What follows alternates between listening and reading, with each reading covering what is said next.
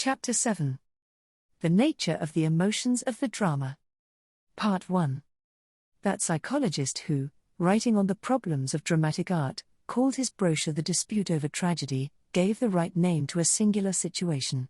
Of all the riddles of aesthetic experience, none has been so early propounded, so indefatigably attempted, so variously and unsatisfactorily solved, as this. What is dramatic? What constitutes a tragedy? How can we take pleasure in painful experiences? These questions are like Banquo's ghost, and will not down. The ingenious Bernays has said that it was all the fault of Aristotle. The last phrase of the famous definition in the Poetics, which should relate the nature, end, and aim of tragedy, is left, in his works as we have them, probably through the suppression or loss of context, without elucidating commentary. And the writers on tragedy have ever since so striven to guess his meaning, and to make their answers square with contemporary drama, that they have given comparatively slight attention to the immediate, unbiased investigation of the phenomenon itself.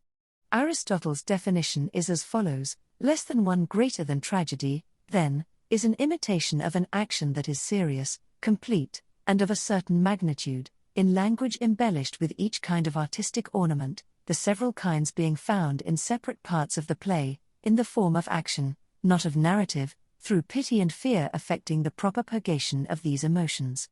In what follows, he takes up and explains this definition, phrase by phrase, until the very last.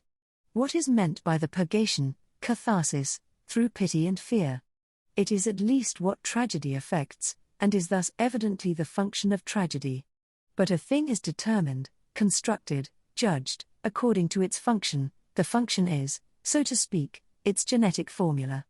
With a clear view of that, the rest of the definition could conceivably have been constructed without further explanation. Without it, the key to the whole fails. Purgation of these emotions, did it mean purification of the emotions, or purgation of the soul from the emotions? And what emotions? Pity and fear, or these and such like, thus including all emotions that tragedy could bring to expression? Less than one greater than S. H. Butcher, Aristotle's Theory of Poetry and Fine Art, 1895. Our knowledge of the severely moral bent of the explicit art criticism of the Greeks has inclined many to accept the first interpretation, and modern interests impel in the same direction. It is natural to think of the generally elevating and softening effects of great art as a kind of moral clarifying, and the question how this should be effected just by pity and fear was not pressed. So Lessing in the Hamburgische Dramaturgie takes catharsis as the conversion of the emotions in general into virtuous dispositions. Before we ask ourselves seriously how far this represents our experience of the drama, we must question its fidelity to the thought of Aristotle, and that question seems to have received a final answer in the exhaustive discussion of Bernays. Less than one greater than without going into his arguments, suffice it to say that Aristotle, scientist and physician's son as he was, had in mind in using this striking metaphor of the catharsis of the emotions, a perfectly definite procedure, familiar in the treatment, by exciting music, of persons overcome by the ecstasy or enthusiasm characteristic of certain religious rites.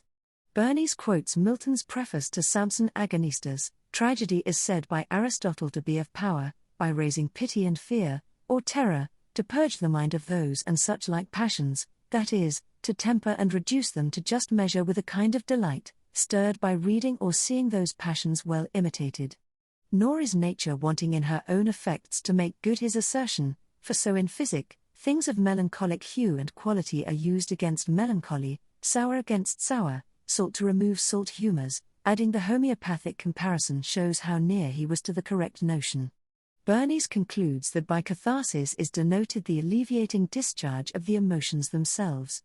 In other words, pity and fear are bad, and it is a good thing to get rid of them in a harmless way, as it is better to be vaccinated than to have smallpox. Less than one greater than Zweiert Handlungen über die Aristotelische Theories d. Drama, 1880. Now this alleviating discharge is pleasurable, meth hedons, and the pleasure seems, from allied passages, to arise not in the accomplished relief from oppression, but in the process itself. This becomes intelligible from the point of view of Aristotle's definition of pleasure as an ecstatic condition of the soul. For every emotion contains, according to Aristotle, be it ever so painful, an ecstatic degree would affect, at the same time with an alleviating discharge, a pleasure also. Pity and fear are aroused to be allayed, and to give pleasure in the arousing and the relief. Such, approximately, is Aristotle's view of the tragic emotion, or catharsis. Is it also our own? To clear the field for this inquiry, it will be well first of all to insist on a distinction which is mostly discounted in significance because taken for granted. We speak of Aristotle's catharsis as the tragic emotion, forgetting that today tragedy and the tragic are no longer identical. Aristotle conceives himself to be dealing with the peculiar emotion aroused by a certain dramatic form, the name of which has nothing to do with its content. For tragedy is literally goat's song, perhaps from the goat skins worn by the first performers of tragedy disguised as satyrs. Since then we have borrowed the name of that dramatic form to apply to events which have the same type or issue as in that form. In popular speech today the word tragic attaches itself rather to the catastrophe than to the struggle, and therefore, I cannot but think, modern discussion of the tragic is wrong in attempting to combine the Aristotelian and the modern shades of meaning, and to embody them both in a single definition. Aristotle is dealing with the whole effect of the dramatic representation of what we should call a tragic occurrence. It is really the theory of the dramatic experience and not of the tragic, in our sense, which occupies him. Therefore, as I say, we must not assume, with many modern critics, that an analysis of the tragic in experience will solve the problem of the catharsis. Our tragic event, it is true, is of the kind which dramatically treated helped to bring about this peculiar effect. But the question of Aristotle and our problem of catharsis is the problem of the emotion aroused by the tragic drama. What, then, is the nature of dramatic emotion? Part 2.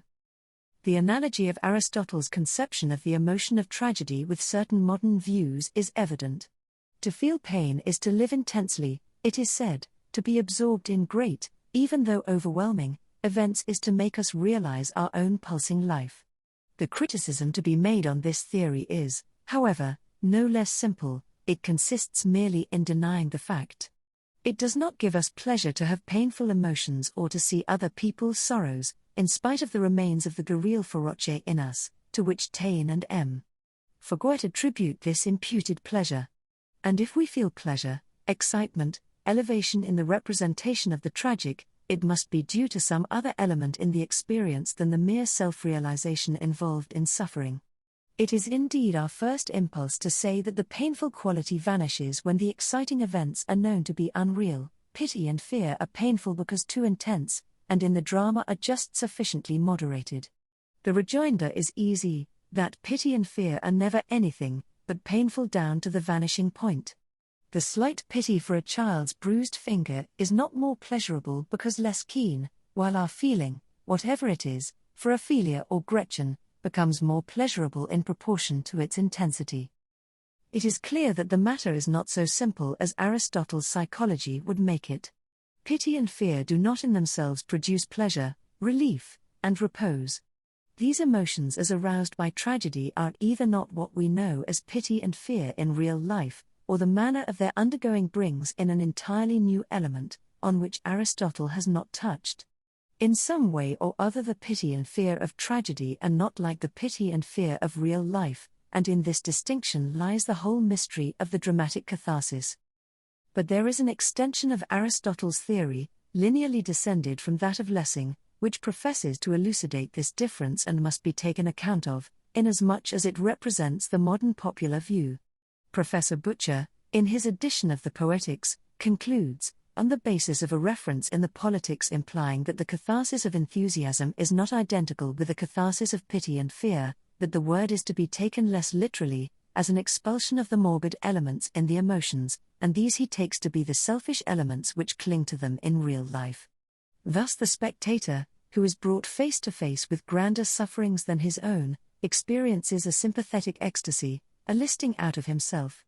It is precisely in this transport of feeling, which carries a man outside his individual self, that the distinctive tragic pleasure resides. Pity and fear are purged of the impure element which clings to them in life, In the glow of tragic excitement, these feelings are so transformed that the net result is a noble emotional satisfaction.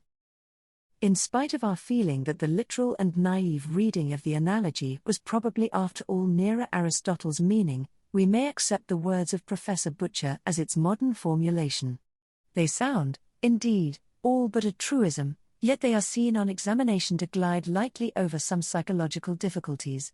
Firstly, the step is a long one from the pity and fear felt by the Greek toward or about the actors, to a sharing of their emotion.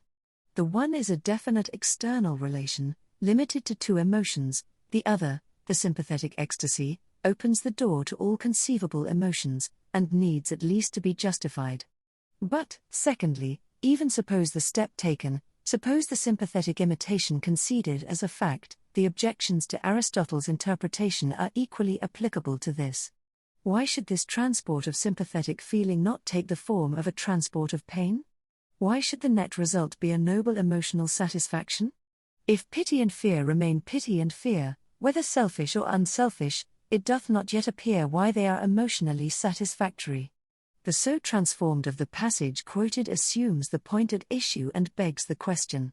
That is, if this transformation of feeling does indeed take place, there is at least nothing in the nature of the situation, as yet explained, to account for it. But explanation there must be. To this, the lost passage on the catharsis must have been devoted. This, every thoroughgoing study of the theory of the drama must make an indispensable preliminary. What there is in the nature of tragic art capable of transforming painful to pleasurable emotion must be made clear. Before we can accept Professor Butcher's view of the function of tragedy, its possibility as a psychological experience must be demonstrated. For the immediately pleasurable aesthetic effect of tragedy, a certain kind of pity and fear, operating in a special way, are required. It must be thus only in the peculiar character of the emotions aroused that the distinctive nature of the tragic experience consists. What is this peculiar character? Part 3. A necessary step to the explanation of our pleasure in supposedly painful emotions is to make clear how we can feel any emotion at all in watching what we know to be unreal, and to show how this emotion is sympathetic, that is, imitative, rather than of an objective reference. In brief, why do we feel with, rather than toward or about, the actors? The answer to this question requires a reference to the current theory of emotion. According to modern psychologists, emotion is constituted by the instinctive response to a situation. It is the feeling accompanying very complicated physical reactions, which have their roots in actions once useful in the history of mankind. Thus the familiar expression of anger, the flushed face, dilated nostril, clenched fist, are remains or marks of reactions serviceable in mortal combat. But these, the coarser bodily changes proper to anger, are accompanied by numberless organic reactions, the feel of all of which together is an indispensable element of the emotion of anger. The point to be noted in all this is that these reactions are actions, called up by something with which we literally have to do. A person involved in real experience does not reproduce the emotions about him, for in real life he must respond to the situation, take an attitude of help, consolation, warning, and the character of these reactions determines for him an emotion of his own. Even though he really do nothing, the multitudinous minor impulses to action going to make up his attitude appreciably interfere with the reproduction of the reactions of the object of his interest. In an exactly opposite way, the artificial conditions of the spectator at a play, which reinforce the vivid reproduction of ideas, and check action, stifle those emotions directed toward the players, the objective emotions of which we have spoken. The spectator is completely cut off from all possibilities of influence on events. Between his world and that across the footlights an inexpressible gulf is fixed. He cannot take an attitude, he can have nothing to do in this galère. Since he may not act, even those beginnings of action which make the basis of emotion are inhibited in him. The spectator at a play experiences much more clearly and sharply than the sympathetic observer, only the proportions of his mental contents are different. This, I say, accounts for the absence of the real pity and fear, which were supposed to be directed toward the persons in the play. But so far as yet appears, there is every reason to expect the sympathetic reproduction of the emotions of the persons themselves. Let us briefly recall the situation.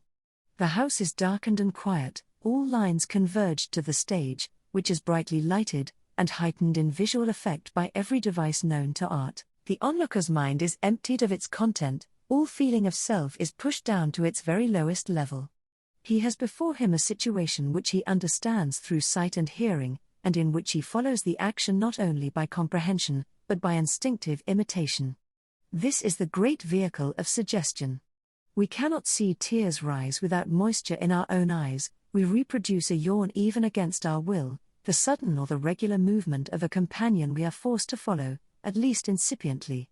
Now the expression which we imitate brings up in us to a certain extent the whole complex of ideas and feeling tones belonging to that expression. Moreover, the more closely we attend to it, the more explicitly do we imitate it, by an evident psychological principle. Thus in the artificially contrived situation of the spectator at a play, he is forced, not only to understand intellectually, but also to follow, quite literally, the emotional movements of the actors. The process of understanding, raised to the highest pitch, involves by its very nature also reproduction of what is understood. The complex of the ideas and associations of the persons of the play is ideally reproduced. Are not the organic reactions belonging to these set up too? Not directly, in response to a situation in which the spectator may act, but directly, by reproduction of the mental contents of one who may act, the person of the drama. The final answer to this question contains, to my mind, the whole kernel of the dramatic mystery, and the starting point for an aesthetic theory of tragedy. Part 4. Every play contains at least two actors. The suggestion of states of mind does not come from the hero alone, but is given by two persons, or groups of persons, at once. These persons are, normally, in conflict. Othello menaces, Desdemona shrinks, Nora asserts her right, Hilma his claim, Laidlon vaunts his inherited personality, Metternich holds the candle to the mirror. But what of the spectator? He cannot at once shrink and menace, assert and deny, as the conditions of sympathetic reproduction would seem to demand. Real emotion implies a definite set of reactions of the nature of movements, and two opposed movements cannot take place at the same time. Ideas, however, can dwell together in amity. The spectator has a vivid picture of Othello and Desdemona together, but his reactions have neutralized each other, and his emotions, lacking their organic conditions, are in abeyance. This is the typical dramatic moment, for it is the one which is alone characteristic of the drama. Only in the simultaneous realization of two opposing forces is the full mutual checking of emotional impulses possible, and it is only in this simultaneous realization that the drama differs from all other forms of art. When the two antagonistic purposes are actually presented to the onlooker in the same moment of time, then alone can be felt the vividness of realization, the tension of conflict, the balance of emotion, the alleviation of the true catharsis. But what is this? No emotion after all, when the very traditional test of our enjoyment of a play is the amount of feeling it arouses. When hearts beat, hands clench, tears flow. Emotion there is, it may not be denied, but not the sympathetic emotions of the traditional theory. What emotion? The mutual checking of impulses in a balance, a tension, a conflict which is yet a bond, and this it is which is the clue to the excitement or exaltation which in the dramatic experience usurps the place of definite feeling. We have met this phenomenon before. Aesthetic emotion in general, we have heard, consists just in the union of a kind of stimulation or enhanced life, with repose, a heightening of the vital energies unaccompanied by any tendency to movement, in short, that gathering of forces which we connect with action, and which is felt the more because action is checked. Just such a repose through equilibrium of impulses is given by the dramatic conflict. Introspection makes assurance doubly sure.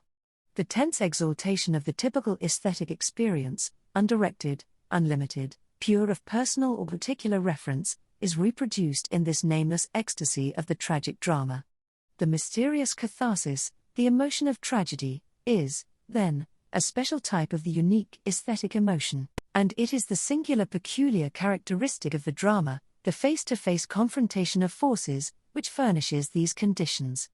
As we might have foreseen, the peculiar catharsis, or pleasurable disappearance or alleviation of emotion in tragedy, is based on just those elements in which the drama differs from other forms of art.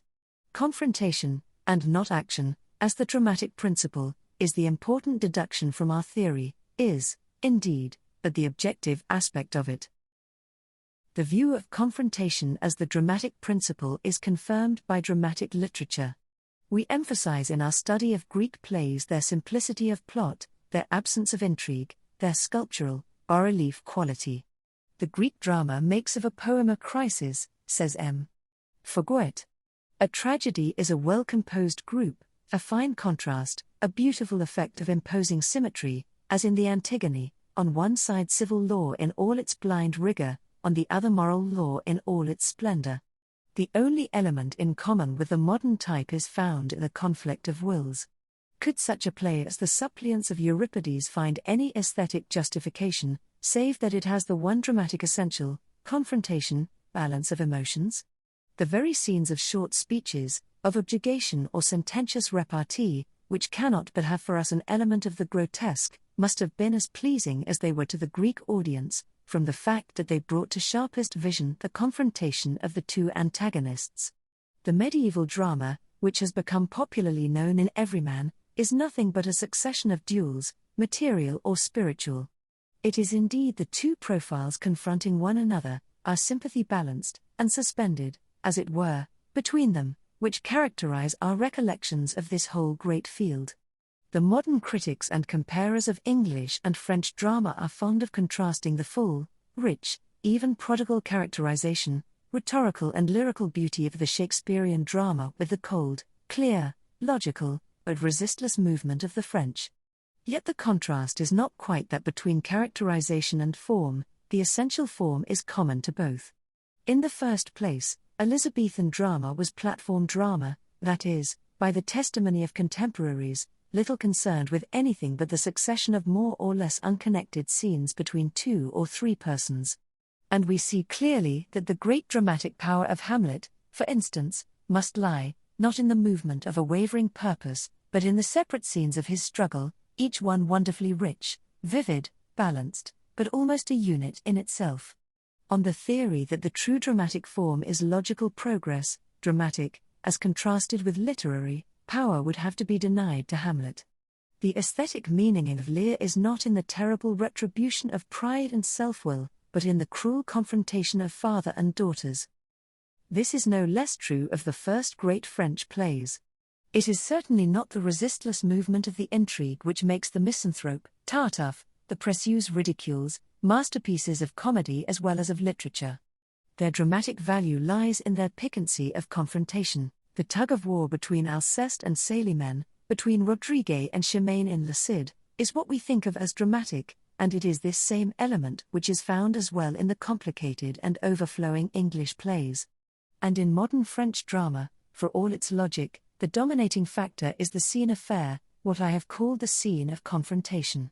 The notoriously successful scene in the English drama of today, the duel of Sophie and Lord Quex, tolerably empty of real feeling or significance though it is, becomes successful merely through the consummate handling of the face-to-face element. Only by admitting this aesthetic moment of arrest can we allow dramatic value to such a play as Les Affaires sont les Affaires, a truly static drama.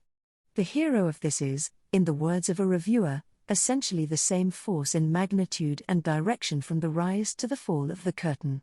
It does not move. It is we who are taken around it so that we may see its various facets. It is not molded by the successive incidents of the play, but only disclosed by them, sibi constat. Yet we cannot deny to the play dramatic power, and the reason for this is, as I believe, because it does, after all, possess the dramatic essential, not action, but tension. Part 5. It will be demanded, however, what place there is then for a temporal factor, if the typical dramatic experience depends upon the great scene? It cannot be denied that the drama is a work of art developed in time, like music and poetry. It comes to a climax and a resolution, it evolves its harmonies like the symphony, in irrevocable order. We cannot afford to neglect, in such an aesthetic analysis, what is an undoubted element in dramatic effect, the so-called inevitable march of events. In answer to this objection, we may hold that the temporal factor is a corollary of the primary demand for confrontation. It is necessary that the confrontation or conflict should be vividly imagined, with all possible associative reinforcements, that it should be brought up to the turn of the screw, as it were. For this, then, motivation is absolutely necessary. An attitude is only clearly realized when it is made to seem inevitable. It takes complete possession of our minds only when it inhibits all other possibilities. At any given scene, the power of a part to reproduce itself in us is measured by the convincing quality given it by motivation, and for this there must be a full body of associations to draw on, to round out and complete understanding. The villain of the play is, for instance, less completely suggested to us, because our associations are supposedly less rich for such characters, as a beggar hypnotized and made to feel himself a king has meager mental equipment for the part. Now, this inner possession can come about only through the compelling force of a long course of preparation. In providing such an accumulation of impulses, none was greater than the younger Dumas, and none had to be greater. To make his audience accept, that is, identify itself with, the action of the hero in Denise, or the mother's decision in Les Idées de Mmes. Aubrey, so subversive of general social feeling, and thereby to experience fully the great dramatic moment in each play, there had to go the effect of innumerable small impulses. And to realize some situations is even beyond the scope of a play's development. It is an acute remark of Mr. G.K. Chesterton's, that many plays nowadays turn on problems of marriage, which subject is one for slow years of adjustment, patience, adaptation, endeavor, while the drama requires quick decisions, bouleversements, etc., and would do wisely to confine itself to fields in which such bouleversements can be made credible. At any rate, motivation is desirable for the dramatic confrontation, and time, the working out, is an essential condition of motivation. To make the dramatic conflict ever sharper and deeper, until it either melts into harmony, or ceases through the destruction of one element, is the whole duty of the development, and makes it necessary. That development is temporal, is, dramatically, only a device for damming the flood that it may break at last with greater force. This, too, is an answer to the objection that if confrontation is the dramatic essential, bear opposition, because the clearest confrontation would be the greatest drama, and the suppliants of Euripides be indeed an example of it. Bare opposition is never real confrontation in our sense, for that must be an arrest, a mutual antagonism of all impulses of soul and sense. It must possess the whole man. It needs to take in all thoughts, all passions, all delights, to be complete, and the measure of its completeness is the measure of its aesthetic value. In the same way, the demand for profound truth and significance in the drama is clearly to be reached from the purely dramatic need.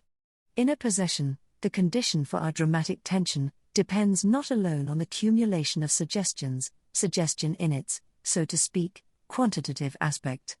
The attitude of a character must be necessary in itself, that is, it must be true to the great and general laws of life. If it is fundamentally false, even with the longest and completest preparation, it rings hollow. We cannot completely enter into it.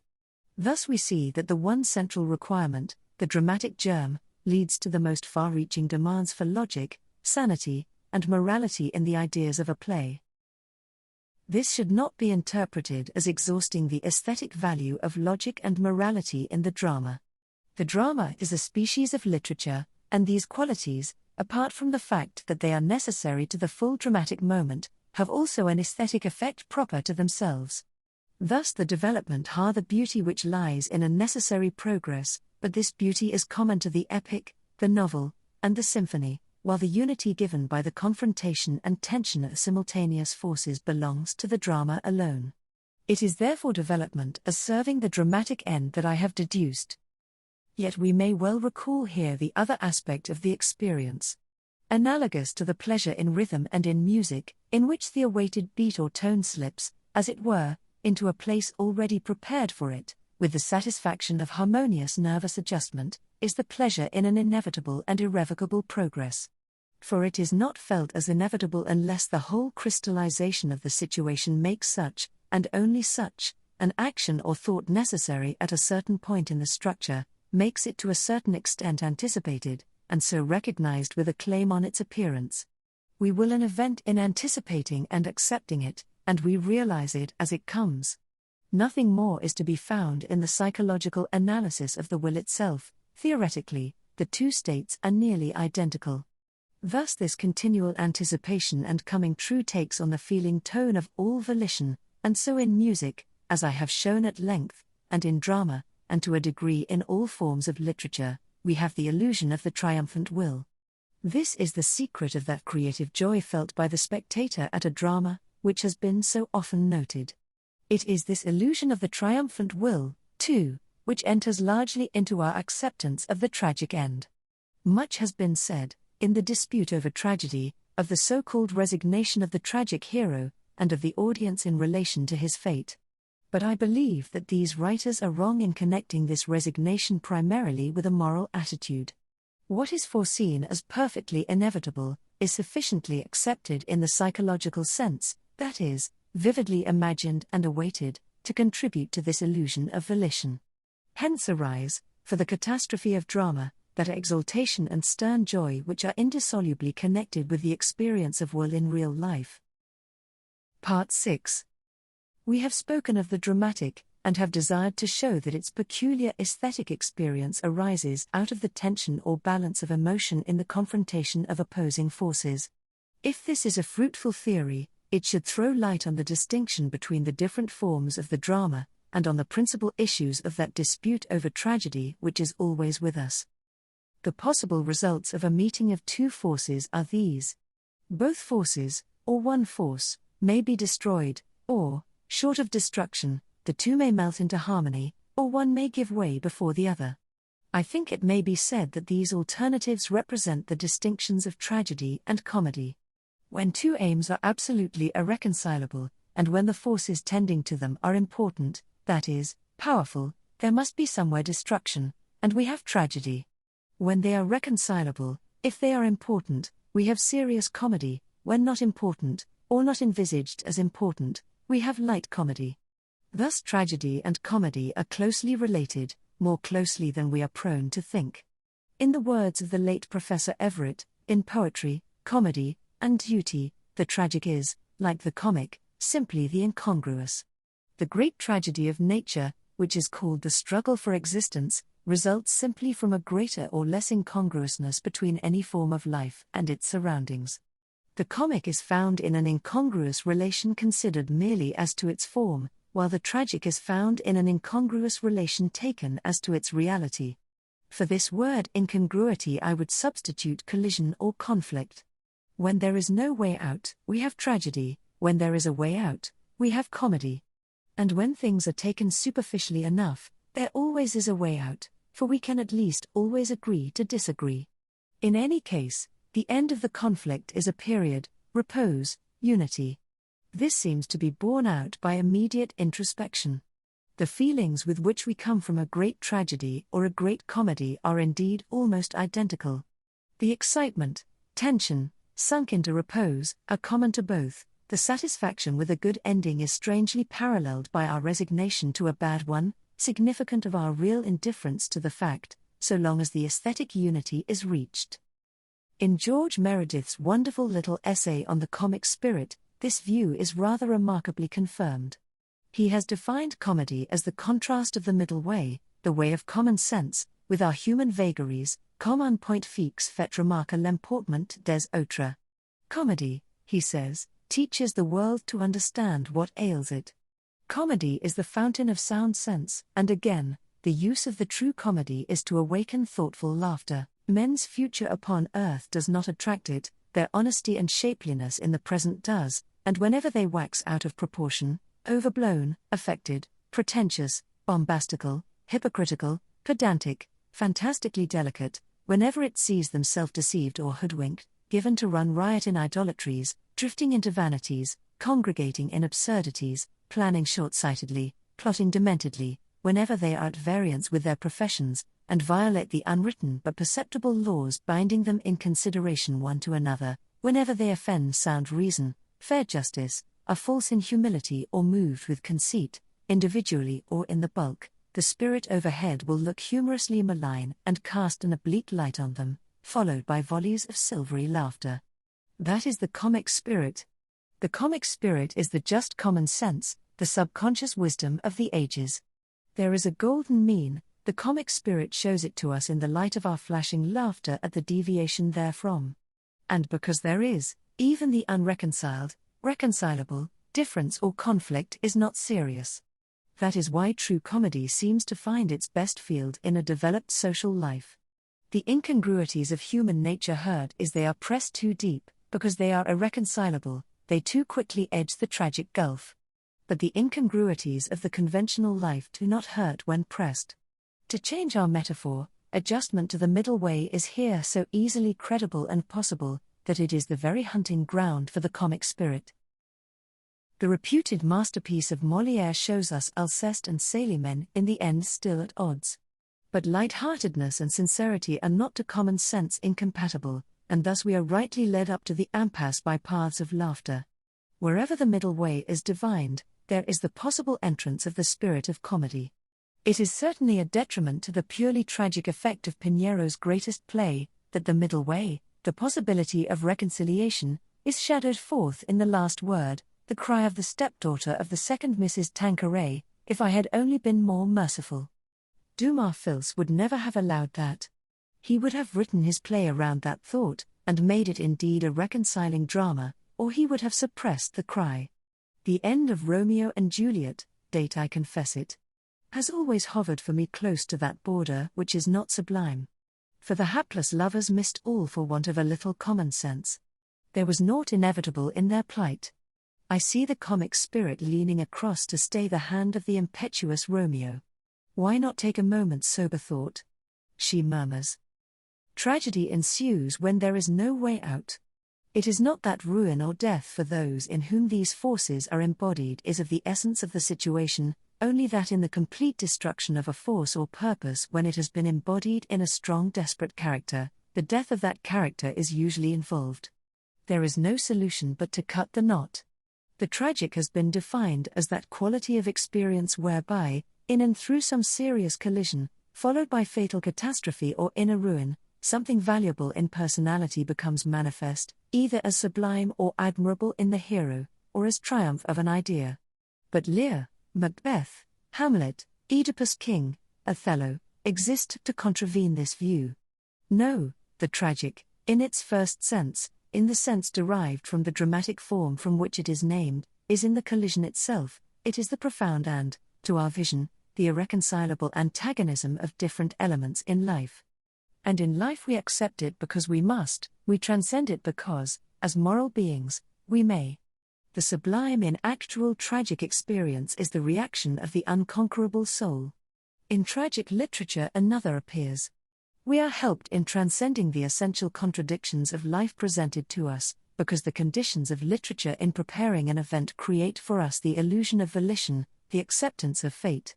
And in the tragic drama, to all these elements of the complex experience, there is added the exaltation of the aesthetic arrest, the tension of confrontations. The question of the highest or most tragic form of tragedy seems to have been settled by general agreement. It has been held that the tragic of the justified opposing force is the more full of meaning and importance, for the reason that more interesting and complex feelings are called into play on each side than in the case of the unjustified opposing force. But the definition of the tragic drama we have won seems further to illuminate our undoubted preference for this type. We demand aesthetically all that will make the confrontation, the dramatic tension, more clearly felt, and we cannot realize fully a side which should be unjustified. In such a play as Maeterlinck's Aglavane and Celisette there is no movement, and even the conflict is subterranean, yet, as all the characters are in their way noble, and in their way justified, we find it among the most poignant of his plays. Nay, more, in any situation the more nearly the conflict is shown to be absolutely inevitable, arising out of the very nature of life as we know it, completely justified, or at least felt as inevitable on both sides, the more are we shaken by the distinctive tragic emotion. The conflict of duties to oneself and to the world is the sharpest of tragedies. Luther, as Freytag well shows, is a really tragic figure from the moment when we conceive of the inner connection of his intolerance with all that is good and great in his nature. As the expression of such a conflict of impulses good in themselves, Magda is a great tragedy than the joy of living, ghosts than Hedda Gabler, the story of Francesca da Rimini, I do not mean D'Annunzio's play, than La Città Morta. What, then, shall be said of the so-called tragic guilt, in which the hero rushes on impiously to his doom? It is clear that this question is closely related to the much-debated greatness of the tragic hero. If there is guilt, there must be also greatness, to impress that side of the canvas on our vision. It is, indeed, almost a quantitative problem. Strength, energy, depth of passion, breadth of vision, power and place, ravish our attention and our unconscious imitation. What is lacking in extensity of associative reproduction must be added in intensity. And, in fact, we find that it is the giants who bear the tragic Schuld. Hamlet is not guilty, rather one like ourselves, in Aristotle's phrase, and therefore he need not be great. I agree with Volkelt's view that even the traditional tremendous will of the tragic hero may be dispensed with. No doubt it is most often strength of will which brings out the original conflict. But that conflict once given, as it is given, for example, in Hamlet, the main point is to increase the weight of each side, which can indeed be done by other elements of greatness. On the other hand, I disagree with Volkelt's reason for thus exempting will, which is, that the contrast feeling of how great a fall was there may be given by other qualities in the hero than that of will. As I have urged, it is not the catastrophe which is of the tragic essence, and therefore not for the sake of the catastrophe that we should marshal our elements. The climax of tragedy and of our feeling is in the deadlock of forces, and whatever is not absolutely essential thereto may be done without. Part 7.